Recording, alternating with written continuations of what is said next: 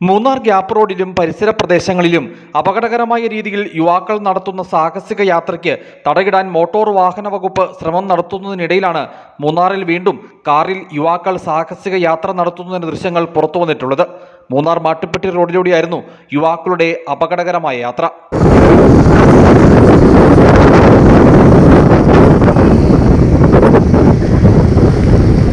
യുവാക്കൾ വാഹനത്തിന്റെ ജനാലകൾക്കിടയിലൂടെ ശരീരം പുറത്തിട്ടായിരുന്നു യാത്ര ചെയ്തത്. കർണാടക രജിസ്ട്രേഷനിലുള്ള വാഹനത്തിലായിരുന്നു യുവാക്കളുടെ അഭ്യാസ പ്രകടനം. കഴിഞ്ഞ ഏതാനും ദിവസങ്ങൾക്കിടയിൽ മാത്രം മൂന്നാറിൽ ഇത് 4ാം തവണയാണ് യുവാക്കൾ അപകടകരമായി യാത്ര ചെയ്യുന്ന ദൃശ്യങ്ങൾ പുറത്തു വന്നിട്ടുള്ളത്.